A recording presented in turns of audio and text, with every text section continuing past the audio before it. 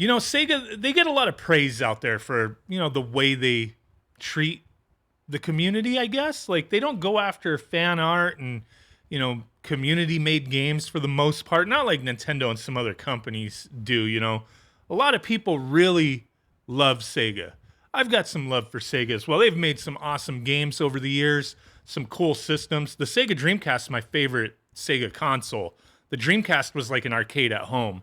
Absolutely loved it. First console that I played online with and chatted with people. It was freaking amazing, man. Phantasy Star Online, right? But for all the praise they get, there's also been some criticisms as of late.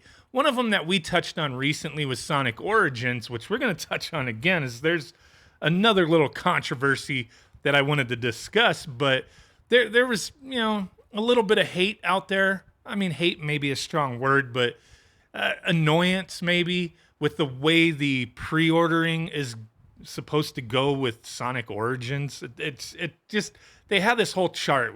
I'm not going to go back through all this. We kind of broke it down in another video that I did in the past, but all videos that I've done had been in the past, right? But initial like look at this thing, you're like, what the hell is this crap, right? What's up with all this DLC? I just wants to play me some Sonic games, man.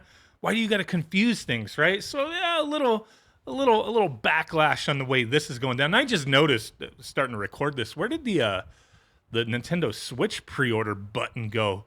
It said coming soon the last time we looked, but I know it's coming for the Switch. It's still down there, but the button, they don't have it up here anymore. Interesting.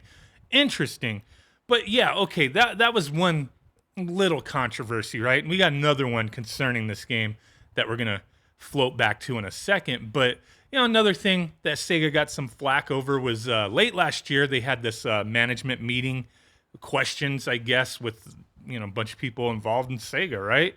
And one of the things had to do with like NFTs.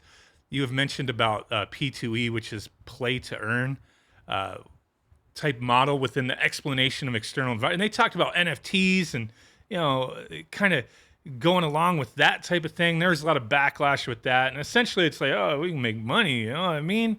And, who knows what the future holds with this kind of stuff with all these different companies. They flip-flop on a lot of different things. But now, set this controversy aside, going back to Sonic Origins, which a lot of people are looking forward to. Some people are just like, you know what? I got me a Raspberry Pi. I got a cell phone. I got a PC. I'll just play these damn games emulated. You know what I mean? And, with the game, there is some extras, the widescreen version, missions. There's extras with this package, right? But now Sega is doing something that I am very, very conflicted on. Now, let's go back a couple years. Remember when Nintendo was releasing Pikmin 3 Deluxe for the Nintendo Switch? Do you remember that? I remember that. I bought the game and I never played it. I still have it for the Switch. I never played it. Maybe one day I'll get around to it. But yeah, so Pikmin 3 Deluxe, like a lot of Switch games that had come out over the years, deluxe versions were like, boom, it's a Wii U game just brought back to the Switch type of thing. And when that was coming out, they delisted Pikmin 3 from the Wii U eShop. And there was a lot of backlash on that. Fans were like, what the hell is going on here? Like, how dare you? You take away access to one console because you want to force us to buy the game on another console. What about people who don't have a Switch? They get hyped and they're like, oh, Pikmin 3, I forgot about that. Yeah, let me grab that on the Wii U. I don't have a Switch. Whatever, man. There's a million different scenarios you could discuss, but it was kind of shitty. It's kind of shitty for them to remove it. The backlash, I guess, had caused them to relist the game. And now, whenever the Wii U eShop, we talked about that in another video too a while back, going to be closing down completely. I've been grabbing a couple things in the Wii U eShop here and there, like 3DS games, stuff like that. But yeah, so they brought it back, right? After backlash. Well, Sega's pulling a very similar freaking nonsense type of thing here. Sega is going to be delisting Sonic the Hedgehog 1, 2, and Sonic 3 and Knuckles and Sonic CD on May 20th. about 3 weeks away. Delisting. Sega announced today that the company will delist the digital versions of the standalone titles that will be featured in the upcoming game Sonic Origins on May 20th, 2022. This includes the aforementioned games we just said, and there are a couple exceptions. Sonic the Hedgehog 1 and 2 will remain available via Sega Ages on the Nintendo Switch, and Sonic the Hedgehog 2 will still be playable via Sega Genesis on the Nintendo Switch Online. Now, I mean, that would be some boo-boo-ness, people subscribing to Switch on, oh, I want to play Sonic 2, and then they removed it, right?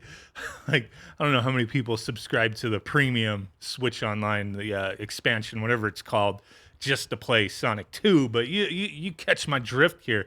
But it's not being removed from that, so that's going to be staying there, and the Sega Ages versions. But digital versions of the standalone games from various places are going away.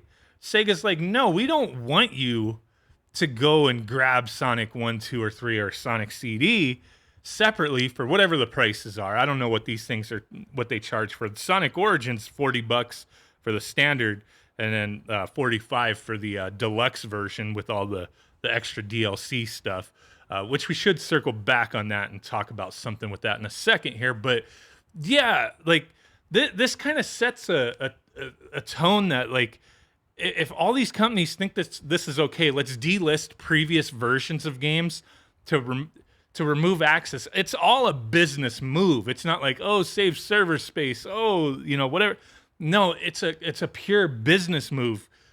We don't want people having access because we want them, when they search for a Sonic compilation, Sonic, you know, whatever, Sonic the Hedgehog 1, 2, 3, Sonic CD, they want those searches for those who are maybe not in the know to lead to Sonic Origins, the premium $40 to $45 bundle versus buying these individually, which I would imagine, like, a lot of this stuff is cheaper. Like, some of this stuff is on the like the Apple Arcade and whatnot, you know. So now that's just purely what it is. Like, let's make a buck versus letting people have access to cheaper options. But you can always just download these and emulate them. You didn't hear that here, right?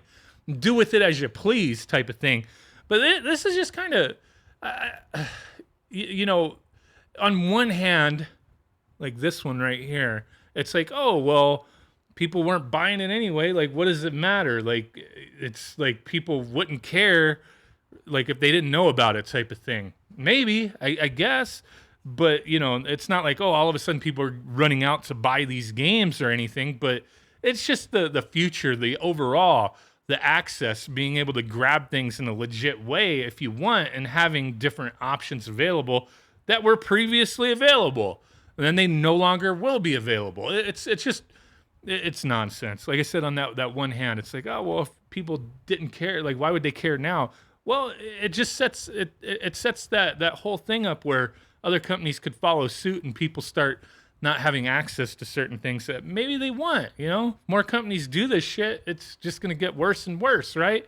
But back to before we wrap this up real quick, the one thing, like, that people were asking about, I seen the letterbox background. That's the bezels, man. That's the bezels for the that's the last thing I want to touch on. That's the bezels for the fucking 4:3, the original aspect ratio games. So it's like, you get that for free if you pre-order. If you don't pre-order, you're going to be paying like $4 or $5 for the premium fun pack. All this stuff is superfluous nonsense. Like, you don't need any of this. Some of this stuff is unlockable in game, but, you know, weird camera controls over the main menu islands. Like, all this extra shit is just whatever, man. Like, weird. Okay, it's just it's funny. Let me know what you guys think down below. Appreciate y'all. Bye.